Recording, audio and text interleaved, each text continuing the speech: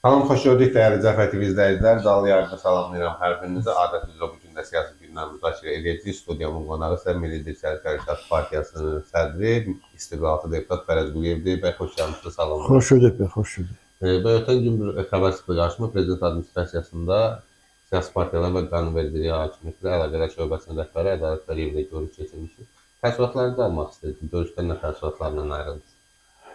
Əvvəla mən də sizi və tamaşaçılara salamlayıram, təşəkkür ederim. Bilirsiniz, bu 2019-cu ildən sonra prezident tərəfindən bir şöbə yaradıldı. Parlamentlə və siyasi partiyalarla iş üzrə şöbə. Çox uğurlu bir kadr təyin olundu. Bilirsiniz, Ədalət müəllim elə bir adamdır ki, çox ünsiyyətçildir, karyerası çox təmizdir, elm adamıdır, mədəniyyət adamıdır və ona yapışdırılacaq bir yardıq da yoxdur. Çox rahat şəkildə də hər kəsə münasibət qura bilir. Yaxşı bir komanda qururdu. Mən hesab edirəm son vaxtlar prezidentin o kadr siyasətində ən uğurlu kadrlardan biri oldu. Niyə? Baxın, hətta nəinki iqtidar müxalifət münasibətlərində müxalifət olan partiyaların özlərinin arasında münasibətlər sağlam deyildi, açıq. Bilirsiniz, deyir, gözdən iraq olan, könüldən iraq olan kimi bir ifadə var. Görüşlər yox idi, bir yerdə tədbirlər keçirilmirdi. Var idi, yəni az idi.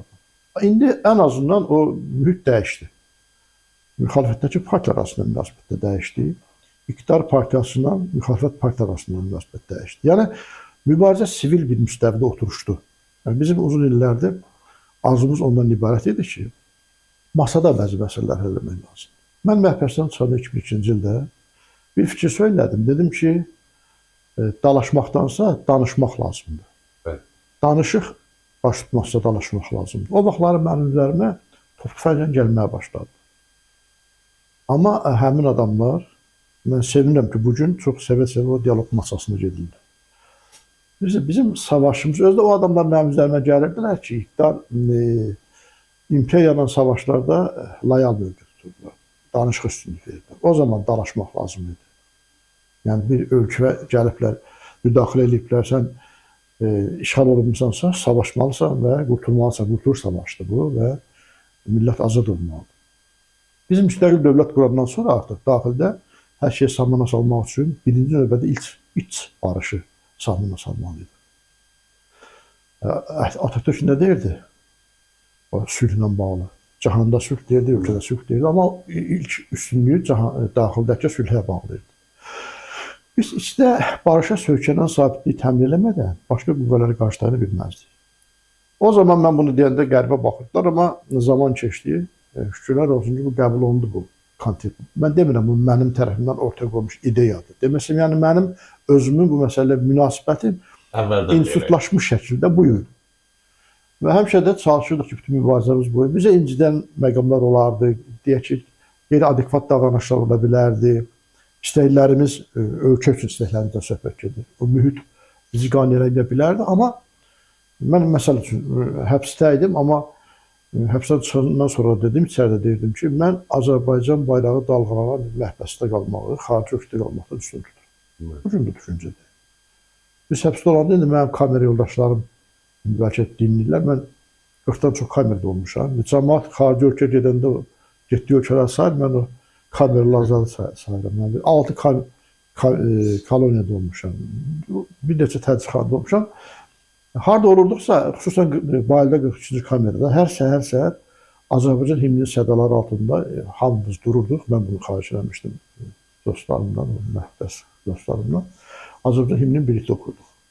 Orada hamı deyək incidilmişdi da. Haqlı tutulan da var idi, has tutulan da var idi. Bunlar bir qəhrəmanlıq epopeyası deyildi. Dedim budur ki, istənilən vətəndaş ölkədə vəziyyət necə olmanın asılı olmayaraq, o ölkənin sahibi və məsuliyyətli bir insan kimi özünü aparmalıdır. Hər kəs özünün asılılığını eləməlidir. 19-cu ildən sonra ki, bu quruldu, yaradıldı şöbə, çox uğurlu bir davranış başladı. Müxtəlif təkliflərimiz verildi bizim yazılı, şifahi, elektron formada tədbirlər keçirildi, birbaşa görüşlər, icra şəklində, fərdi qaydada görüşlər keçirildi və biz öz istəklərimizi artıq masada iqtidara təqdim etməyə başladıq. Bəziləri bilirsiniz, hakimiyyətə gəlməyə necə qəbul edirlər? Hər şeyə qurban vermək və hakimiyyətə gəlmək. Təəssüf. Təəssüf ki, cəmiyyətdə belə qüvvələr bu gün də az da olsa var. Amma real millətin sevən, millətə bağlı olan insanlar nə etməlidir? Hər şeyi qurban vermək yox. Hakimiyyətə gəlib hər şeyi yuxarı üst səviyyə gətirmək üçün çalışmaq. Yəni hakimiyyət özü bir vasitə olmalıdır. Yəni inkişaf yolunu tutmalıdır. Bir var hakimiyyət məqsəddir, hər şey qurban versin hakimiyyətə gəlsin. Bir də var hakimiyyət özü vasitədir. Sonra mandatla, o vasitənlə işləri, ideyaları, düşüncələri həyata keçirirsən. Və biz indi bu gün də müxalif mövqedə dayanmışıq. Bəyənmədiyimiz bir çox sahələr var, bəyəndiyimiz sahələr var. Amma biz ağda qara görək, qaranı qara kimi təqdim edilmiş şüarın əleyhinəyik. Mən hesab edirəm ki, biz bunu həmişə həm partiyamızın mövqeyidir, rəsmi şəkildə elan eləmişik və bunu tutuşdurmuşuq həm də proqramımızda. Bizim müxalifliyimiz fərdlərə qarşı deyil. Bizim müxalifliyimiz problemlərə qarşı, düşüncələrə qarşı. Və bu günlər Azərbaycanın zərərinə hakimiyyətdə yaxud da müxalifətdə olan bir adam bir fikir söyləyərsə, biz onun qarşısında dayanacaq. Bu gün Azərbaycanın xeyrinə bir fikir söylənəcəksə, iqtidardan ya müxalifət ya bir tərəfdən biz onun yanında dayanacaq. Müdafiə edəcək. Əslində normalı da budur da. Təbii normaldır. Yəni biz problemlərin aradan qalxmaqdan maraqlıyıq da. Bir iqtidar nə qədər uzun ömürlü olsun dəyişkəndir.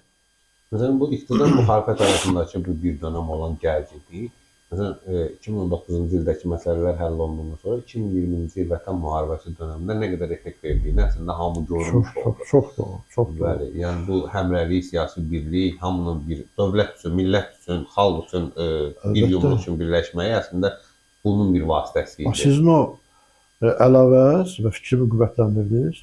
Elə bir vaxta düşdünüz də bu müharibədən birlərlə. O mühit sağlamlaşdı. Bir ortaq maraqlarımız, milli maraqlarımız ortaq fikir məcmusuna çevrildi, proqramlaşdı. Biz nə istəyirik? Təbii ki, təkliflərimizi də verdik. Məsələn, biz bu gün də mən o təkliflər üzərində dayanıram ki, yerli hakimiyyətlərin ləğv olunması və hüquqlarının bələdiyyələrə verilməsi, bələdiyyələrin seçkili şəkildə şəhərlərin merlərinin seçilməsi və s. Nazirlər Kabinetinin ümumiyyətlə buraxılması və vitse-prezident üstünə tabelətdirilməsi, o iyarxi üstündə bir çox islahatların aparılması, bir çox təkliflərimiz də bundan bağlı olaraq. Bu idarə etməyə aid. Sosial-iqtisadi sahədə də öz baxışlarımız var, təkliflərimiz. Xarici siyasətdə öz təkliflərimiz var ki, bunları biz heç gizlətmir, sandıq ədəbiyyat eləmirik, göndərik. Amma mən sizə deyim ki, doğrudan da, baxın, 5-10 təklif göndərdim. Yaxud da iclasda bunu dedim, görüşdə. Növbəti iclasda Ədalət müəllim artıq bu hesabat xarakterli hamıya bildirir ki, bu məsələlər prezidentə məruz olunubdur, bu məsələ nəzərdə götürüldür, məsələ baxılıb. Yəni, heç birinə bircana baxılmır. Bu özlərində artıq bir sivil münasibətlər sisteminin müstəvidə yaranmasının prosesin effektivliyini göstərir. İndi siz dediniz ki, müharibə zamanında təsəvvür edək ki, əgər qarşıdurma olardısa siyasi qüvvələr arasında falan, bu həm də axı əsgərə yansıyır. Əlbəttə. Əsgər bu cəmiyyətdən gedir. Bir anlıq təsəvvür edək. Onun atası, anası vardı, qohumları vardı, müxalif mövqedə dayana bilənlər vardı. Orada ab-hava ona səngərdəki təhsil edir falan. Amma o arxa cəbhədə o əhval, yəni o bütövlüyü hiss edəndə, buna görə bizim ordumuzda bir nəfər fərari olmadı. Bu dünya tarixində görünməyən bir hadisədə açıq, doğru. Ona görə mən hesab edirəm ki, bu diyaloq mühiti yenə də davam eləməlidir. Biz elə burada da Ədalət müəllimdən o məsələləri müzakirə edirik. Azərbaycan bugünkü durumu, çox gərgin bir beynəlxalq vəziyyət var, həm bölgəmizdə, həm də dünyada. Azərbaycan dünyanın qəlbi deyilən bölgə deyirlər, Hertland deyilən bölgə deyirlər. Burada proseslər çox ciddi şəkildə inkişaf edir. Bizim üzərimizdə çox yüklər vardı. Bu günlər Azərbaycanın bu balansı saxlamaq, vəziyyətdən çox sağlam çıxmaq və uduşdan çıxması üçün şansları var. Mən sizə deyim ki, təhlükələr və risklərdən qorxmaq lazım deyil. Hər təhlükə, hər risk həm də müəyyən qədər bir fürsətdir. Faydalanmaqla bağlı olur. Mən o yeni dünya düzən siyasətində yazmışdım. Orada Azərbaycanın imkanı var ki, Şuşalla ora doğru gedir. İdarə edənlər sırasına daxil olsun, idarə olunanlar yox. Bizim coğrafi mövqeyimiz, insan amilimiz, industrial qaynaqlarımız, yeraltı, yerüstü qayıq, logistik imkanlarımız, müttəfiqlərimiz, mənsub olduğumuz etnosun bu günləri bloklaşması, mən Türk dövlət təşkilatı. Buna kifayət qədər şərait yaradır. Əlbəttə ki, bütün bunlardan əlavədə daxildə partiyaların birgə siyasətlə məşğul olanların, qeyri-hökumət təşkilatları, ümumiyyətlə cəmiyyətin birgə davranışı çox əsasdır. Tənqid eləmək lazımdır və vacibdir təbii ki. İştirakçılıq vacibdir, ictimai nəzarət vacibdir, amma milli məsələlərdə birmənalı şəkildə bir yerdə olmaq vacibdir. Vahidliyi önəmlidir. Sağ olsunlar, prez aparatında o bəzi sahələr var ki, bizdən müzakirə edə bilərlər də, xarici siyasət olsun, qlobal siyasət olsun, qonşuluq siyasətləri olsun, daxili siyasət olsun. Hər birində müzakirə edirlər, dinləyirlər, fikirlərimizi alırlar. Biz ictimai reformlaşmasında kifayət qədər iştirak edirik. Bilirsiniz, belə məsələlərə bəzən baxırlar, bəzi partiyalar 30 ildir düşünür ki, mən gəlin falan şey eləyim, fikrini gizlədir. Bizim baxışımız budur ki, Milli İttifaq Hərəkat Partiyasının biz düşüncəmizin hakim olmasına maraqlıyıq. Atatürk bir dövlət qurdu. Özü fiziki mənada həyatda deyil, doğru mu? Amma düşüncəsi onun hakimidir. Bu gün mən əgər deyək ki, 98-ci ildə transkontinental Turan Avrasiya bloku modelləşdirib TAP və bu il artıq bir neçə il əvvəl Türk Dövlət Təşkilatı varsa, mənim düşüncəmin hakimiyyəti gəlməsidir. 2005-ci ildə biz Qərbi Azərbaycan departamenti yaratmışdıq. Bugün Qərbi Azərbaycan icması varsa, düşüncəmiz hakimiyyətə gəlir. Bizim Qarabağ departamentimiz var idi. İndi fəaliyyətimiz təbii ki, başqa aspektə keçdi. Çünki Qarabağ azad oldu. Bunlar nə üçün deyirəm? Azərbaycanda minlərlə insanlar bu cür düşünürlər və sevinirlər ki, düşüncələr gəlsin hakimiyyətə. Milli düşüncədən söhbət gedir. O mənada düşüncəmizin hakim olması üçün bu gün hakimiyyətdə olanlarla bölüşürsənsə, o sən dediyində hamısı həyata keçə bilməz ki. Saf-sürü yolunur, həyatdan keçirilir, uyğun olanı var. Mən bir təklif verə bilərəm, o təklifin, amma məndə olan informasiyalar, o təklifin doğru olunması tam olaraqdan həyata keçməsinin lüzumluluğunu sübut edə bilməz. Amma hakimiyyətdə olan informasiyalar o lazımdır deyil məsələsini ortaya gətirə bilər. Ehtiyac varsa həyata keçirecək. O mənada bu dialoq faydalıdır və bizim də dialoqumuz təbii ki, bu məsələlər özündə ehtiva edirdi. Arada getdikcə də proses daha da inkişaf edir. Bunun effektini görürük. Mən digər siyasi mövzu məsələlərə keçmək istəyirəm. Deməli, dünən Ermənistanda bir hadisə baş verdi. Paşinyanın mitinqi, yəni Ermənistan baş naziri sahiblərini icra edən, SSÇ-də istefa verib həm də. Mitingdə çox belə Qarabağın o vaxt yəni elitası nəzərdə tutulan, separatçı dediyimiz həmin o cinayətkar rejimə çox ağır sözlər işlətdi. Hətta şərəfsiz belə dedi onlara. Necə gördün, necə yanaşdınız o məsələlərə? Yəni o seçki kampaniyasına və deyilən sözlərə Paşinyan. Bunu idmanla belə bir müqayisə edəsək, sonuncu raunddur. Savaşın sonuncu raundudur və Paşinyan özü çıxıbdı meydan özdə. Komandasını göndərdi. Məzuniyyətə çıxıb və çıxdı sözünü deyir. Rahat şəkildə danışır və bütün çıxpaqları ortaya qoyur. Məşq prosesi bitdi. İndi artıq oyun başlayıbdı. Və Paşinyan çalışır ki, bütün məqamlarda topu rəqib meydançasında saxlasın.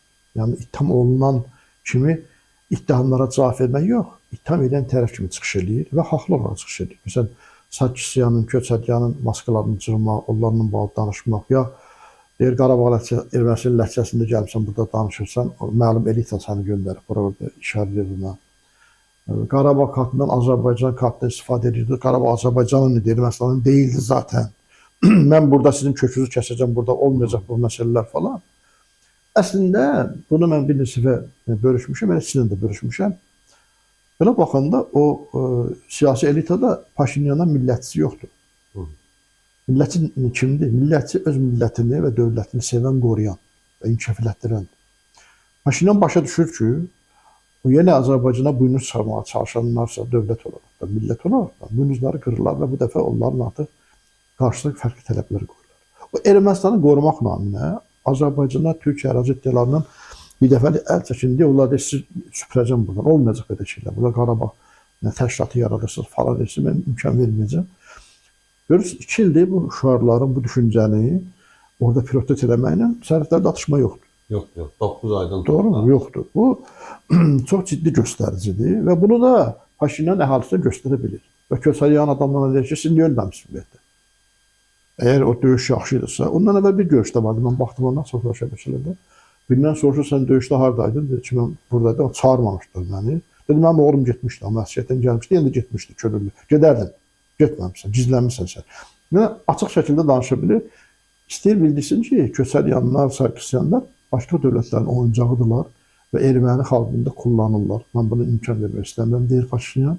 Və bunlar da xırda məsələlər deyirlər. Mən inanıram ki, Paşinyan çox böyük fərqlə rəqiblərinə qalib O gələcək. məsələyə toxunmaq istədim. Siz də bu cür kampaniya ilə Paşinyan istədiyi nəticəni ala bilərmi? Mütləq. Söhbət nədən Erməni gedir? cəmiyyəti bunu qəbul edirmi Paşinyan Mütləq. dediklərini? Təbii qəbul edir. Baxın, əvvəla hələ indiki məqamı qoyun qırağa ki, Ermənistan məğlub olduğu andan indiyə qədər xeyli inkişaf edibdir. Yəni, sakitçilik yaranıbdır, insanlara maaşları verə bilir, investisiya qoyuluşunu təmin edilib qərbdən, kursunu mənləşdirib, Azərbaycana düşmənçisi yoxdur, Azərbaycan üzərindən taxıl alır, gübrə alır, un alır falan, doğru mu? Hətta bizim biavasitə bizim neft və neft Neft məhsulları alır. məhsulları alır, doğru. Onları əskər ölüsü getmir artıq. Belə vəziyyətdən xeyli əvvələ qayıdaq. Müharibə qutaran andan seçki keçirdi. Seçkiyə Paşinyana səs verdilər. Hansı uğruna səs verdilər ki, Paşinyanın? Heç bir uğru yox idi, doğru mu? Sadəcə olaraq Paşinyanın ana şüarı, protest şüarı mən müharibə istəmirəm, sülh istəyirəm, olmayacaq müharibə, biz Qarabağ iddiasının əlçəkli məsələsidir. Onun rəqiblərinin iddiası müharibə istəyirik, iddiamız yenə nə bilim, hansı sudan hansı suya qədər biz imperiya quracaq kimi belə absurd, axmaq fikirlər idi. Ermənistan xalqı, mən onun düşüncəsinə səs verdim, müharibə istəmirəm. Ermənistan xalqı müharibə istəmir. Və başa düşürlər ki, Köçəri yan Sarkisyan başqası gələcəksə, onlar özləri istəməsə belə ağaları onlara müharibəni elətdirəcəkdirlər. Elətdirəcəkdir. Amma bu Paşinyan bilməli şəkildə mövqeyini müəyyənləşdirib, heç gizlətmir də. Məsələn, Putinə danışanda nə deyir? Putin deyir, Avrasiya İttifaqı yoxsa seçim ilə Avropa. Deyir ki, bu zaman gəldi, xalq öz eləyəcəkdir, referendum edəcək. Bilməm, başa qoyur onda bağına. Ya deyir ki, orada adamlar yarışmağa şərait yaratır. Tutulublar, Rusiya vətəndaşı və Ermənistan vətəndaşı olan, həbsdə olan nədir? Samvel Karapetyan necə oturdu? Necə açıq cavab verdi? O diplomatik cavab verə bilməz bir formada. Baxarıq nə falan. Nə dedi? Biz Ermənistan konstitusiyasında başqa ölkənin vətəndaşı bizdə namizəd ola bilməz, nə deputatlığa, nə də nazir, baş nazir namizəd ola bilməz. Net cavab verdi. İndi Rusiya durub Dumada bir qanun qəbul edirlər, dününlə baxırlar. Rusiya vətəndaşlığı olanların müdafiəsi eləməsi haqqında, hərbi gücdən istifadə haqqında belə bir şey qəbul edir. Putin Ermənistanı təhdid edilmişdi. Güya ki, bunlar indi Ermənistana o səs qabağı qəbul edirlər. Reallaşdırılması mümkün deyil. Xalq qəbul edir. Sən MDB haqqında da qanun qəbul edilmiş. Avrasiya İttifaqı haqqında da qanun qəbul edilmiş. Hansı yürüdü bunlar? Ölü doğulan uşaq kimi bir şeydir də. Bu, Paşinyana təzyiq eləmək istəyir. Erməni xalqına təzyiq eləmək istəyir. Amma hesab edirəm ki, keçərli deyil və belə vəziyyətdə gedişat onu göstərir ki, o məşq dönəmində, seçki hazırlıq dönəmində kilsəni yerində oturdura bildi, diasporanın yerində oturdura bildi. Daxildə Köçəryanın, Sarkisyanın, başqalarının kifayət qədər qüvvələrini əzdi. Avropa İttifaqının ölkələrinin hərbçilərini istifadə edib ordunu modelləşdirə bildi. Silah sursat, ən azından kompakt şəkildə qonşu dövlətlərlə döyüşmək üçün yox, hakimiyyəti qorumaq üçün imkanları artırıbdır və indi artıq Gümrüdəki Ruslarla qorxuzdular. Onlar kim daxil? Mən bu döyüşlərdə Rusların döyüşməni görmüşəm. Vallahi Kəlbəcərdə də mən döyüşmüşəm bekarçılıqdan. Onların döyüşünü görmüşəm. Nə bilim, Qarabağda olmuşam. O Naxçıvanla müttəfiqdə döyüşürdü. Ruslar döyüşürdü bizdən çıxartısında. Heç bir də bacarıqları yoxdur. Ukrayna savaşı da göstərdi. 65 ildən çox bir nəticə. Ayıb bir vəziyyətdə qalıbdır da, doğru mu? Gündə ayda 30 itki verirlər. Yəni orada bir Gümrüdə bir qüvvə, burada var, bunu istifadə edirəm. Heç edə bilməyəcək ondan da. İndi iqtisadi blokda təzyiqlər edir. Məsələn, qazın qiyməti ilə bağlı ultimatum verir ki, qazın qiymətini qaldıracaq. Sabahdan gül satmağa Ermənistan gedən gülü böyük miqdarda gedir. 90 milyona qədər gül gedilmiş. Onun qabağını alacağım deyə bir ultimatum verir falan. Amma nəyə yetər ki bunlar? Birinci, Rusiya kimləsə bazar münasibətlərini pozursa, o dövlətdən çox Rusiyanın özünə. İndiki dövrdə özünə ziyan. Ermənistanda açılım edibdir, Türkiyənin də, Azərbaycanın da açılımları vardı. Gülü sənə satma satacaq Avropa. Sən, nə bilim, qazı satmayacaqsan, qazı, unu ucuz qiymətə satılır bunlar. Başqa yerdən alacaq, Azərbaycandan alacaq, necə ki alır. Buna görə mən hesab edirəm ki, bu məsələlər də Paşinyan çox rahat şəkildə həll edildiyindən artıq risklər qalır təbii ki. Force major vəziyyətlər ola bilər, amma hazırlığı yaxşıdır və o revanşistlərin iş başına gəlməsi də gözlənilir. Biz onu istəmirik, çünki niyə? Biz çünki müharibə istəmirik. İstənilən qonşu dövlətdə revanşist başqa dövlətlərə ərazi iddialayan qüvvələrin iş başında olması bölgə üçün təhdiddir və biz bu təhdidi istəmirik. Nə olsun ki, güclüyük. Biz niyə gücümüzün, imkanlarımızın bir hissəsini başqa yerə xərcləyək? Bütün hallarda müharibə itki deməkdir. Yəni, bu və digər şəkildə. Yeri gəlmişsə, Paşinyan Ermənistan parlamentinin, daha doğrusu son bir qərarı da Rusiyanın biraz daha bu təzyiqlərini azaltmaqda hesablanmış bir addım atdı. Rusiya prezidenti Vladimir Putin Paşinyanla görüşdə belə bir ifadə işlətmişdi ki, Rusiyada 2 milyona yaxın erməni yaşayır və seçicidirlər onlar. Bu seçici nəticələrinə təsir edə bilir. Ötən günlərdə Ermənistan parlamenti bir qərar qəbul elədi ki, Rusiyada seçki məntəqələri olmayacaq. Onlar səs vermək üçün Ermənistana gəlməlidirlər. Oradan indi gəlib-gəlməmə məsələsi biraz daha nə qədər gələcək? Nə qədər gələcək? Bəli, o da başqa bir məsələdir. Yəni bu cür məsələ. Amma bu məsələni də yenidən gündəmə gətirmək istəyirəm. Əslində bu Paşinyanın revanşistlərlə davası və biz bilirik, siz də xüsusi olaraq vurğuladınız ki, bunlar başqa bir dövlətlərə işləyən şəxslərdir. O dövlətlər prinsipcə Paşinyana imkan verəcəklərmi? O deyirdi, sizin kökünüzü kəsəcəm, məsələn, onu eləmək. O adamlar Sarkisyan'da, Köçəryan'da, Karapetyan'da bunlar Rusya adamlardılar. Burada gizli bir şey yoktur ki. Qarabağa göndərdikləri Vardanyan kim idi ki? Rusiyanın adamıydı və Paşinyan saymırdı. Yəni ki, hal-hazırda həbsdədir. Həbsdədir, təbii ki. İndi bu gedişatla ki, Paşinyandakı kökünü kəsəcəm, bilmək olmaz. Günün birində bir də görərsən, Köçəryan da Vardanyanın yanındadır burada. Çünki bilirsiniz, mən bunu həmişə deyirəm, nə qədər Ermənistanla yaxşı münasibətdə oluraqsa ola, bizim bəzi prioritetlərimiz var. Söhbət nədən gedir? Biz bundan sonra sülh istəyirik. Amma buna qədərki məsələlərdə bədəllər ödənməlidir. Təbii. Məsələn, Köçəryan, Sarkisyan, başqaları Azərbaycan qarşı cinayətlər törədir. Məsələn, mən o təzminat məsələsindən daimi tələb olması. Tamamilə. Məsələn, uşaqlarımızı, qocalarımızı, insanlarımızı bunlar öldürübdülər. Aparıb qul kimi Kəlbəcərdə mədənlərdə işlədib sonra güllələyirdilər. Uşaqların orqanlarını satırdılar. Bunları eləyənlərdən məlumdur. Hətta Sarkisyan özü rəsmi tribünadan etiraf eləmişdi prezident kimi bunu. Malayan kitab yazmışdı bundan bağlı. Bunlar yəni həm də ifadədir də, hər deyək istintaq üçün, məhkəmə üçün. Bunlar cavab verməlidir. Bundan sonra sülh istəyirik, təbii istəyirik. Amma buna qədər olanların təzminatı var. Biz sizin ölkənin savaşında bir daşı üstünə salmışıq mı? Yox.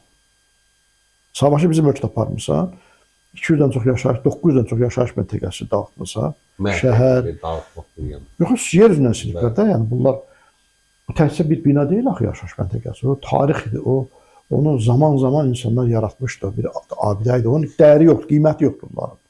Yaxşı mənada, yəni o qədər qiymətlidir. Birinci təzminatı ödəməlidirlər, o adamlar, o cinayətkarlar hamısı Azərbaycana təhvil verilməlidir, o itkinlərimiz haqqında cavab verilməlidir. İstintaqda separatçılar ki, onlar bu məsələlər qurulmuşlar, eləmişlər, onlar cavab verməlidir. Bunlar ağaları hətta cavab, kim sizi modelləşdirirdi, kim sizi maliyyələşdirdi, kim sizə əhval verirdi. Bütün bunlar ortadadır. İndi bu adamlar Rusiyanın adamlarıdır təbii ki. Rusiya nə edir? Rusiya Qafqazdan çıxmaq istəmir. Ukraynada uduzubdur söhbət, bir məna şəkildə. Biz 5 il əvvəl də sizdən söhbətdə deyirdik ki, bizi lağ eləyənlər vardı, bizim üstümüzə gəldilər ki, bunlar nə danışır? Necə Ukrayna Rusiya udacaqdır qabaq? Cavab versinlər də. Artıq yalvarırlar. Adam Kremlidə para keçmək üçün Zelenski fərman verir. Sərəncam imzaladı. Ayıbdır, yəni bu çərçivədə. Bu çərçivədə eləyə bilərsən, bu ərazilərə dəyməyəcəksən. Artıq Rusiya demək olar ki, özünün neft emalı müəssisələrinin 40%-nə qədərini dayandırdı. Bəli. Çox böyük rəqəmdə. Bax, o dayandırılan zavodların illik istehsalı 86-88 milyard ton barel civarında məhsul verirdilər. Benzin istehsalı 30%-ni onlar verirdilər. Yəni, bu elə belə rəqəm deyil. Artıq bunlar, Rusiya elə bir vəziyyət düşübdür ki, ələğə düşübdür, hamıya yalvarır. Məsəl üçün, xatırlısı bir müddət əvvəl. Deyirdilər ki, Trump'ın başı qarşıya deyirdilər ki, bu Ukraynanın bizim aramızda 9 may ərəfəsində danışıqlara vaxt ayırmaq lazım, başı qarşı bir şəkildə bu məsələ buraxıb başına və bir müqayisə vermişlər. Putin çıxış eləyir, təhqir eləyir Zelenskini, Ukrayna xalqının hökuməti üstündən bir neçə da cənab Zelenski falan, cənab Zelenski bu falan. Yəni, artıq bu cəbhədəki mövqelərini itiribdir, Qafqazlarda qalmaq istəyir və başa düşür ki, Rusiya Ukrayna çökəndən sonra əslində Rusiyanın çöküşü və azad olma prosesləri Şimal Qafqazdan başlayacaq, çox böyük ehtimalla. Və burada ayağını qoymağa və saxlamağa çalışır. Ermənistanı istəyir əssin. Adamların səfərbər edibdir və böyük də pullarla səfərbər edibdir. Elə mən baxdım onların seçki ayırdıqları vəsait pulları söhbət milyardlardan gedir. Köçəryanın, Karapetyanın, o birisi Sarkisyanın bir də vuruldu. Böyük də o pullar hardandır bu? O pullar böyüksə Sarkisyanın köçəryan pulu həm də Azərbaycanın talanmasının hesabındadır. Bizim prezident də son çıxışlarında bildirdi ki, qapı çərçivəsinə qədər apap satırdılar da. İranlıların bir yerdə. Hər şeyi, yəni o mədəni hələ qoy qırağa. Allahın kubikinə qədər satıbdılar da bunlar, o mişardaşlarına qədər. Mədənləri bəli, mən o vaxtları... Çox üzr istəyirəm, mən bizim öz kəndimizə getmişdim, mən Laçın rayonunun Ağzıkənd kəndindənəm, kəndimizə. Bizim kənddə evlərin bu millər qoyurdular o vaxtı, onları belə kəsib aparırdılar, yəni onlar belə yoxdur. Yəni nə daş, nə taxtası, heç nəyə yoxdur, yəni hamısını yığıb aparırdı.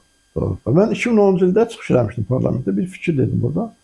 O vaxt mənə tüfənglə qarşılarına da tapılırdı. Deyirdim ki, biz indi hələ Qarabağ azad edə bilməsək də, yer tipli raketlərlə logistik imkanları, yolları, mədənləri vurmaq lazımdır. Çünki dünya praktikasında müharibədə geri çəkilən dövlətlər düşmənə qalmasın deyə zavodları dağıdır, köprüləri dağıdır, yolları dağıdır falan. Ki, niyə mədənlər talib aparmasınlar? Bizim mədənlərimizdə biz nə qədər talib aparırlar, qızıl mədənlər. Bütün ağacları kəsib aparırlar. Zəngilana mən getdim. Zəngilana artıq parmağla sən çinar saya bilərsən. O qiymətli çinarları bunlar konyak istehsalı üçün xüsusi boşqalar düzəltməklə bağlı. Ekologiyanı tam məhv ediblər. Çıxda da hər yeri yandırıb gedirlər. Sözümün nədən ibarətdir? Biz indi bunlar deyirik Paşinyan gəlsin normaldır. Amma tələblərimizdən də qətiyyən yeri çəkilməli deyilik. Və onları da nəzərə almalıyıq ki, gəlməsi Rusiyanın bölgə gəlməsidir. Rusiyada bölgə gələrsə, Rusiya heç bir bölgə sakitçilik, sabitçilik, sülh, qazan-qazan prinsipi ilə iqtisadiyyat aparmır. Hər yeri gedibsə dağıdıb, məhv edib, kukla dövlətlər qurub, orada sorub talib var dövlət. Bizim özümüzü 70 il var dövlətimizi talib aparıb. Bizim Almaniya-Rusiya müharibəsində bizə nə aidiyyatı vardı? Bizim 300 min adamımız, 600 min adam getdi döyüş, 300 mindən çox adam itkimiz oldu bizim. Lazım idi. Neftimiz getdi. Neftimiz bütün 600 sənədə hər şey bizə. O genofondumuzu dağıtdılar biz. Bizim 30-cu illərdə 10 minlərlə ziyalımızı məhv elədilər. Tək Hüseyn Cavidi götür, ya Müşfiqi götür. Belə bir adamın yetişdirmək üçün 10 illər vaxt lazımdır və onu yetişdirənməsin. Çünki o şərait olmuyor. İnsanı təkcə zaman yetişdirmir. Həm də şərait yetişdirir, situasiya yetişdirir. Doğru mu? Doğru. Bizim 10 minlərlə ziyalımızı məhv elədilər. Ədəbiyyatımızı dağıtdılar. Hərflərimizi dəyişməklə məşğul oldular. Qırılsın nəslər arasında əlaqələr, qırılsın. Türk dünyasının ortasına indi biz Zəngəzur haqqında danışıq, o paz çaldılar oranı, qırdılar Türk dünyası coğrafi mənada əlaqələrin püskülə qoydular. Ərazilərimiz, və bu siyahımız nə olar? Ona görə Rusiyanı Sarkisyan sifətində, nə bilim, Karapetyan sifətində, Köçəryan sifətində bölgə gəlməsimiz arzulamırıq. Biz qonşumuzda sağlam qüvvə olması istəyirik. Erməni xalqının da əməkdaşda və sülh vəziyyətində varıq. Amma bayaq dediyim kimi, o şərtlər yerində qalmaq şərtidir. Yeri gəlmişə dediyiniz o şərtlərdən biz bir addım əslində geri çəksək, Paşinyan onlardan da betər olacaq. O da elbətdir, Allah. Yox, təbii, əlbəttə. Təşəkkür edirəm mən sizə, dəvətimi qəbul edədiniz, gəldiniz, var olasın, minnətdaram sizə. Dəyərli Cəbhə TV izləyicilər, hər birinizə dərin təşəkkürümü bildirirəm. Verilişi bəyəni paylaşmağı, kanala abunə olmağı unutmayın. Eyni zamanda bizi canlı yayımlarda izləməyi də yaddan çıxartmayın. Sağ olun, növbət canlı yayımlarda görüşmək ümidi ilə hələlik.